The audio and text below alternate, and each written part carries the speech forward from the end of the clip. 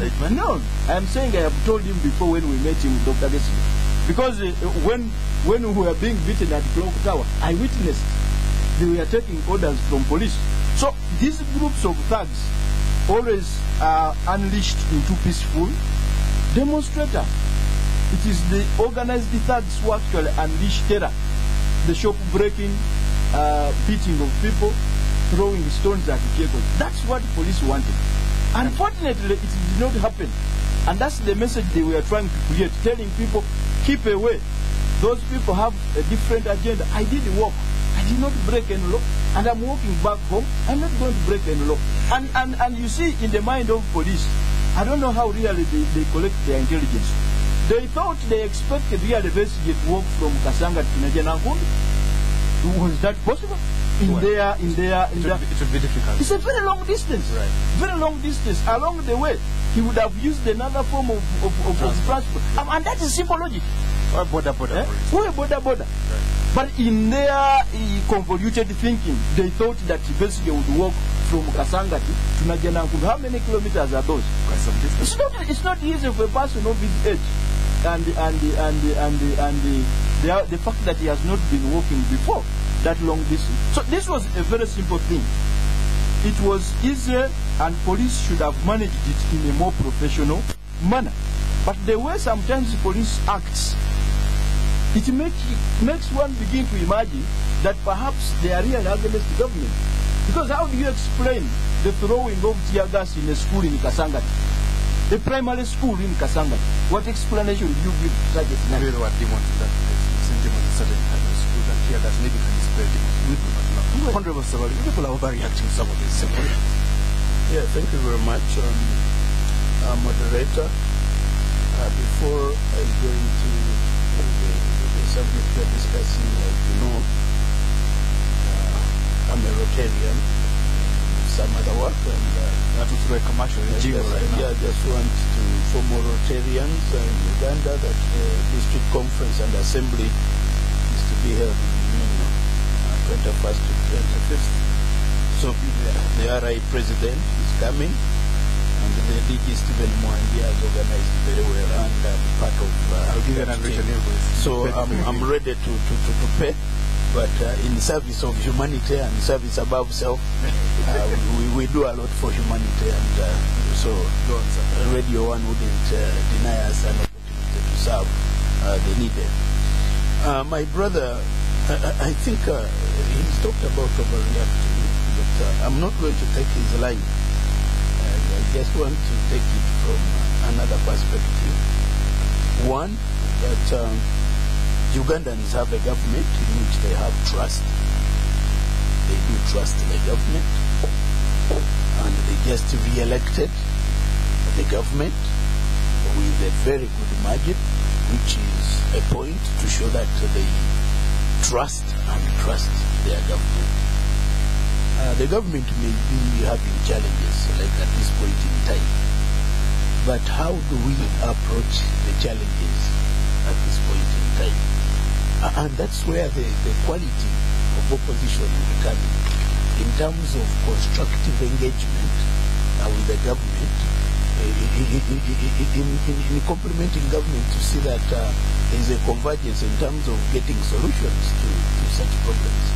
Because definitely anyone who knows who is looking at the global situation would definitely know that the issues that are being raised are not local. They may be local in manifestations, but they definitely have a large bearing on the international order, on the international economic situation, and therefore just walking on the street will not fix the problem. Actually, what I would expect is that the opposition can, say, present or engage with the alternative kind of policies on the way a situation like this one can be handled. I think that would be a much more constructive way. If one called, like they have their team of experts, economists, and they call a public lecture, and they give what they think they can do. If they were the ones position of authority to give alternative views. I would respect that, and I would take it with a lot of credibility. But we need to analyze, and that's where we need to look at the alternative leadership that we have in this country in form of the opposition, because we need to look at the situation. How does it get to be impacted the way it is? Definitely, you've got the aftermath of the global financial recession. Those are still having quite some serious impact on the global economic order. Then we've had recent developments like the earthquake in Japan. It may appear to be very far, but definitely Japan is a major player within the global systems, and anything that affects their productivity and their other economic engagement globally definitely has a linkage with the global system, and we are not exception, given our situation of being developing countries and also to some degree dependent on the big players and the global situation. Then you look at the instability in the Middle East.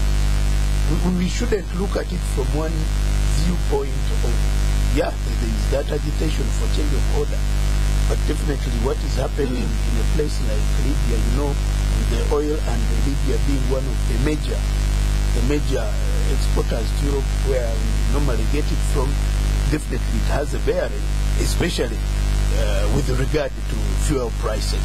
And you know, in our case, being landlocked, you get the fuel prices, you know, the global rates going up, then you bring it here, then the transportation and those elements, they do have a bearing in terms of fuel inflation through the transport system. That is something we need to look at and we need to analyze. And how I wish I could see a demonstration against maybe the NATO forces that are also wreaking havoc and in a way creating some situation to do with the oil being in not so good aspect. Then when you go to the food, which is... Or even the French forces that arrested the president in Ivory Coast. Yeah, the president was arrested, but I don't know. That is another matter altogether. Then within the regional market, definitely look at the production. We have to also have the issues of production.